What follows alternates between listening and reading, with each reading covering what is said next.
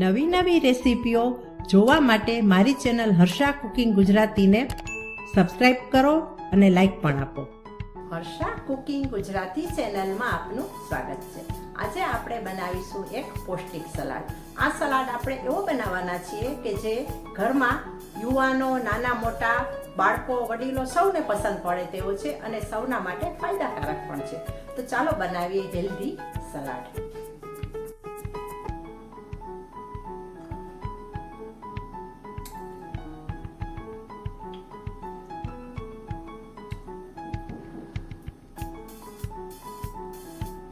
સુંદર મજાનો healthy salad તૈયાર છે. આજે આપણે બનાવવાના છીએ હેલ્ધી સલાડની રેસીપી. સલાડ બનાવવા માટે મેં અહીં એક બીટ લીધું છે અને એક દાડમ લીધું છે. બીટને બાફી લીધું છે. હવે આપણે બીટની છાલ ઉતારી અને તેને ખમણી લેશું અને દાડમને આપણે ફોલી લઈશું. બાફેલા બીટને ખમણી લીધું છે અને દાડમના દાણા પણ આપણે કાઢી લીધા છે. હવે આપણે લઈએ એક બાઉલ.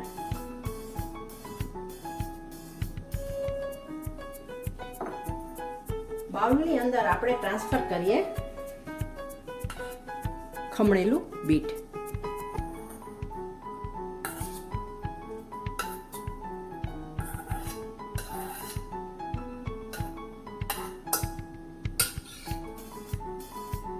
ખમણેલા બાફેલા બીટને આપણે ટ્રાન્સફર કરી દીધું છે બાઉલમાં.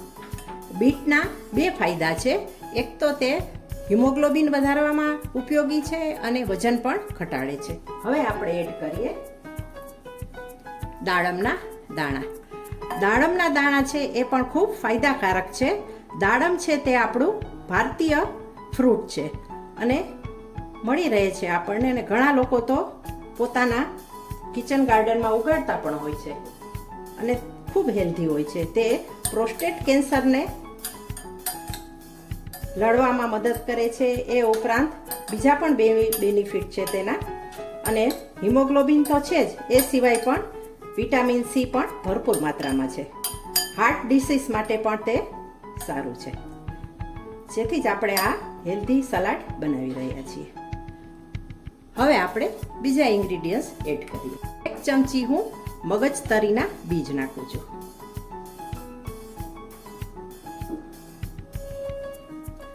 5 બદામને મેં લચ્છામાં કાપી લીધી છે, તેને પણ આપણે એડ કરીએ.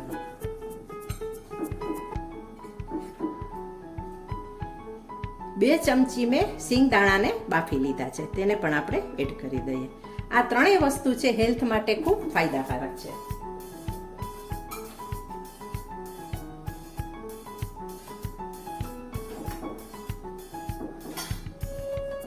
હવે આપણે એડ કરીએ ફુદીનાના પાન. 1 ચમચી લીધા છે મેં. 2 ચમચી મેં કોથમરી લીધી છે, તેને મેં ઝીણી સમારી લીધી છે, અને ફુદીનાના પાનને મેં આખા જ રાખ્યા છે.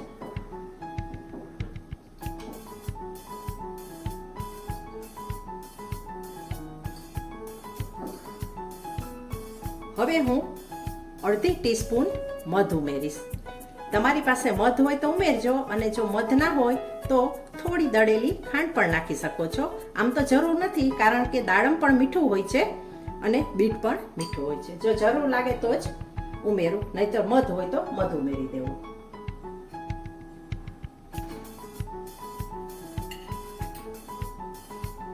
હવે આપણે મિક્સ કરી લઈએ. સુંદર મજાનો એકદમ લાલ કલરનો સલાડ બનીને તૈયાર થઈ રહ્યો છે. જોતાં જ ખાવાનું મન થઈ જાય તેવો છે. બાળકોને આપો કે મોટાને આપો, લંચ બોક્સ હોય કે ટિફિન, પણ તે હોંશે હોંશે ખાશે આવો સલાડ આપશો તો.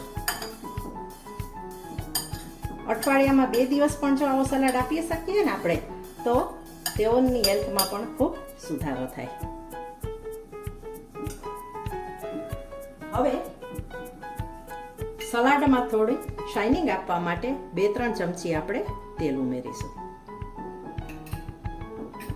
ફરીથી આપણે મિક્સ કરી દઈએ. તેલ ઉમેરવાથી શું થશે, શાઇનિંગ પણ સરસ આવશે અને પાણી પણ નહીં થાય. ઘણી વખત આપણે લંચ બોક્સ કે ટિફિનમાં આપીએ ને તો પાણી પાણી થઈ જાય.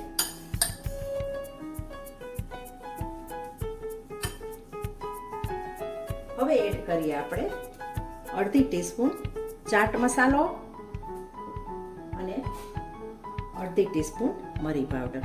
ચાટ મસાલો ન હોય તો તમે મીઠું અથવા સંચળ પણ નાખી શકો છો. અહીં ચાટ મસાલો નાખ્યો છે જેથી મીઠું નાખવાની જરૂર નથી.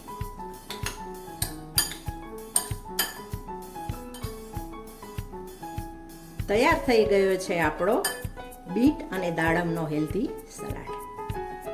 હવે આપણે સર્વિંગ કરીશું.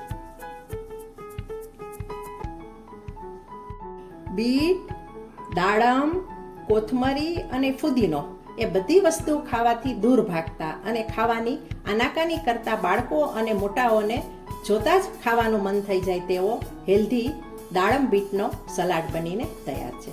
દાડમ બીટના આ સલાડનો વિડીયો તમને કેવો લાગ્યો તે મને કોમેન્ટ કરીને જરૂર જણાવજો. અને હા, જો આ વિડીયો તમને પસંદ આવ્યો હોય તો તમે પણ આ સલાડ ઘરે બનાવજો. Thanks for watching.